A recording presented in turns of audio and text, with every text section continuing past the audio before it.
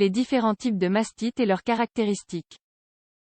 La mastite est une affection qui peut causer une inflammation et une douleur dans les seins. Son origine est souvent infectieuse et elle apparaît au moment de l'allaitement. Néanmoins, il arrive de la retrouver lors de la ménopause. Découvrez-en plus à son sujet dans cet espace. Il existe différents types de mastite, cependant, quelle qu'en soit la classe, il s'agit souvent d'une expérience douloureuse et frustrante pour une mère qui allaite son enfant. Ce problème est d'ailleurs l'une des principales causes d'abandon de l'allaitement maternel. Quelles sont ses conséquences? Le plus préoccupant est que la mère et le bébé souffrent tous deux de ces effets. La mère, d'un point de vue psychologique et de santé, et l'enfant parce qu'il est exposé à un plus grand risque de morbimortalité. Il s'agit donc d'un problème auquel on doit prêter attention, surtout s'il se manifeste de façon sévère. Nous allons ici vous expliquer quelles sont ses caractéristiques et quel traitement est recommandé pour chaque type. Qu'est-ce que la mastite? Il existe plusieurs définitions de la mastite. La majorité du temps, on retrouve les mots inflammation et infection des glandes mammaires.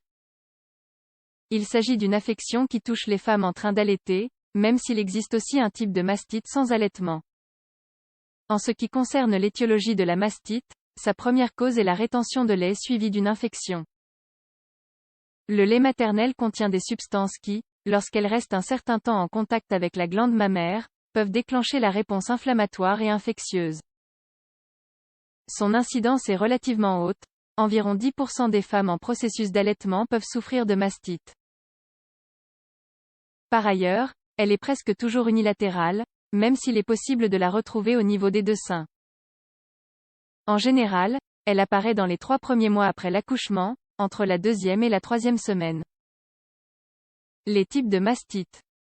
Comme nous l'avons commenté, il existe différents types de mastite. Les plus habituels sont la typique, la subaiguë ou subclinique et la récurrente. D'autres sont moins fréquentes, comme la tuberculeuse ou la granulomateuse. Nous allons dès maintenant les aborder en détail. Mastite typique. La mastite typique se caractérise par le développement total de l'infection. Elle présente, par conséquent, un cadre clinique avec la majorité des symptômes.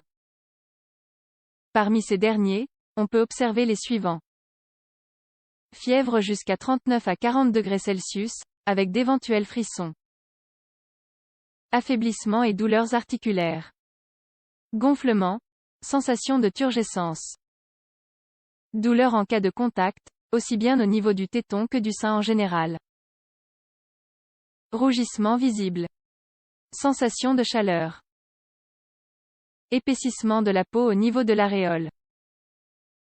Formation de petites protubérances sous-cutanées.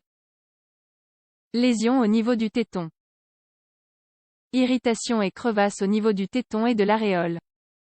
Le traitement pour la mastite typique concerne aussi bien l'infection que les symptômes. On recommande ainsi des antibiotiques pendant 7 à 10 jours. Par ailleurs, il est possible de prendre des analgésiques, anti-inflammatoires ou antipyrétiques. Mastite subaiguë ou subclinique, douleur allant de modérée à intense. Possible crampe ou sensation de douleur. On ne perçoit pas de symptômes externes, comme un rougissement, mais le durcissement est possible. Elle peut être diagnostiquée à travers un test de laboratoire, culture. Pour son traitement, on recommande la consommation de probiotiques. Par ailleurs, la personne peut réaliser des massages et des étirements de la zone pectorale. Mastite récurrent. Plusieurs épisodes de mastite au cours de l'allaitement d'un même enfant ont lieu. Elle peut se produire à cause d'un traitement tardif, inadéquat ou en cas de non-respect de ce dernier. L'absence de correction au niveau de la technique d'allaitement joue ici un rôle. On retrouve parfois une pathologie sous-jacente, comme des kystes ou des tumeurs. Une autre cause possible est l'infection par Candida albicans. Dans ce cas, le traitement se fait avec des antibiotiques. Des analgésiques sont aussi prescrits pour la douleur. Mastite sans allaitement, on la connaît aussi sous le nom de mastite périductale. On ignore sa cause, même si on l'associe à des femmes qui n'ont que très peu allaité.